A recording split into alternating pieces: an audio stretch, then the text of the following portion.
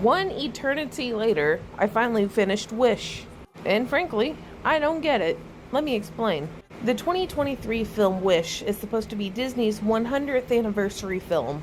Somehow it was supposed to incorporate all the movies, or at least the key main character movies, into this story, and it's a way to celebrate all of their releases over the last 100 years. And some of it is subtle, and some of it slaps you across the face like a giant fish. But let's get into it, because maybe you can help me untangle this mess. Okay, so Chris Pine is a king, and Chris Pine lived in this one place, but it was overrun, and he was run out of the city, and so he went to this island in the Mediterranean and found this, village place, his new kingdom, called Rosas?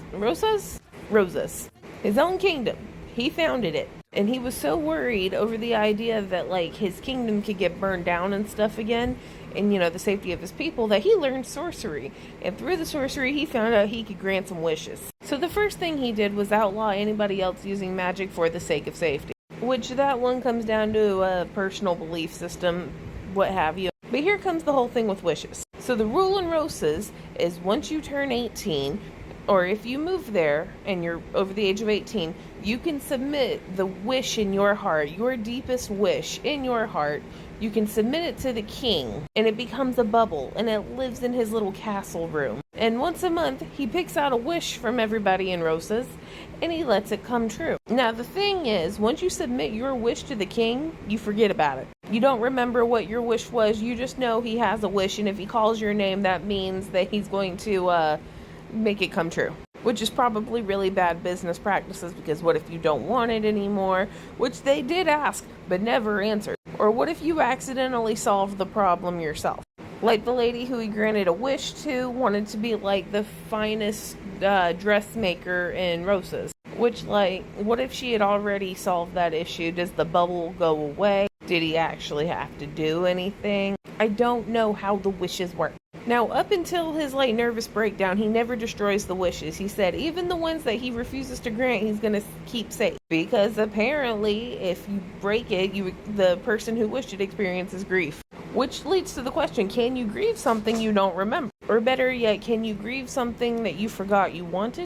And I guess if the king has the wish, that prevents them from fulfilling it themselves. Which leads me back to the whole dress thing. She was already making dresses from what I remember. Or maybe not. But if she was already a seamstress, isn't that already fulfilling her wish? I mean, if the wish can't come true unless they have the wish themselves, but the king has the wish, wouldn't that stop her from making dresses? Wouldn't she be like a cook or something instead?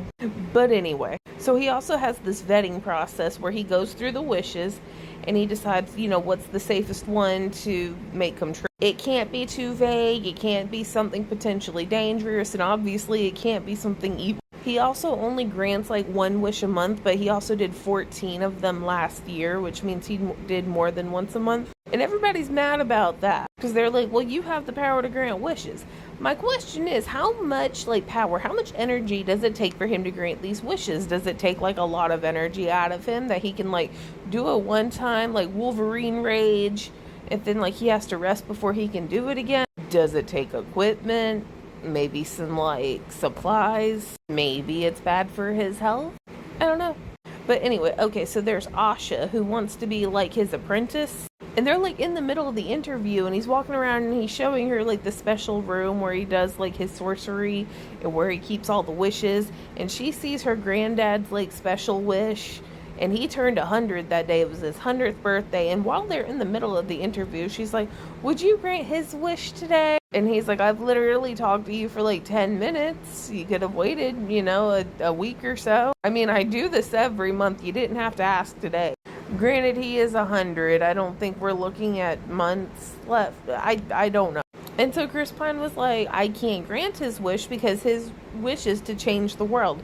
And we don't know, specifically what that means. His wish is too vague. So no, we're not granting this wish. And by the way, you're not getting this job. And she's like, all the wishes should be fulfilled. Asha, I don't think so. Statistically, there is probably a couple of wishes with some ill intent in there. That's like putting a suggestion box in the break room. Okay, something's gonna have, burn the place down, and not all of them are gonna be winners. But she is hell-bent on the idea that everybody's wish needs to be either fulfilled or it needs to go back to them so that they can try to do it themselves. However, we have already discussed that you don't need to have your little wish bubble in order to fulfill it yourself. But she's really upset about all of this, and then she spends some time in the woods and she wishes upon a star.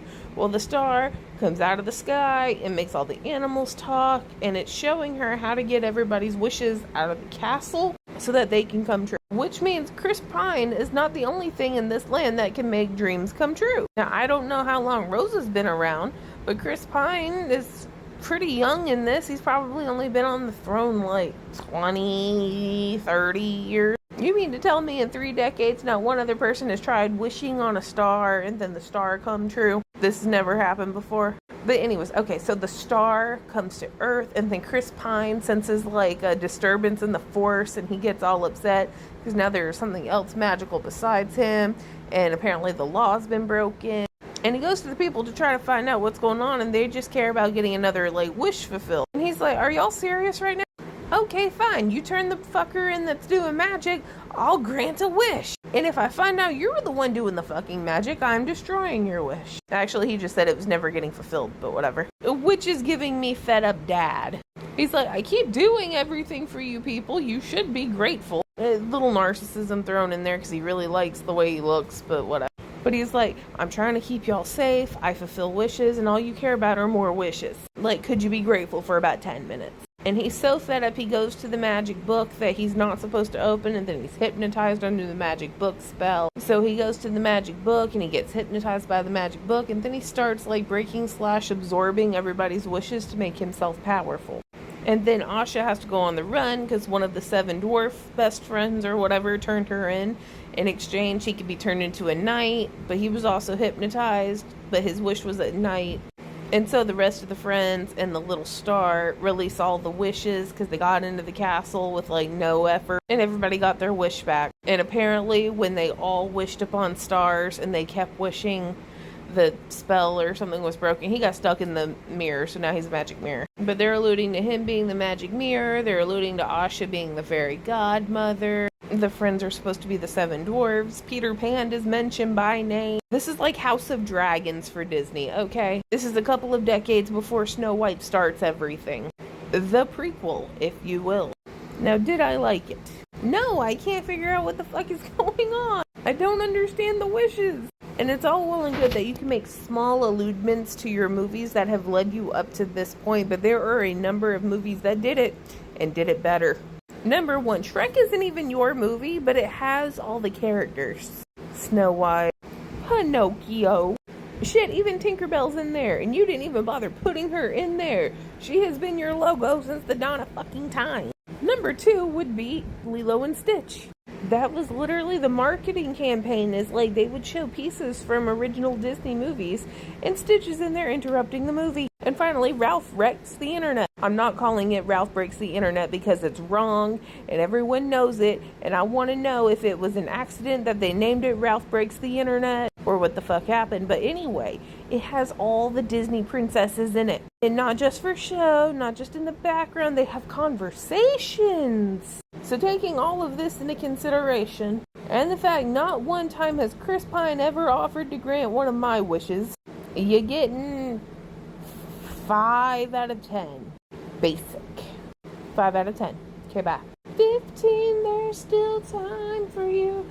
Time to burn and time to lose. When you only got 100 years to figure this out. So like automatically, if you wished for love and you gave the wish to the king, did it just not happen unless your name was called? The magical cock blocking.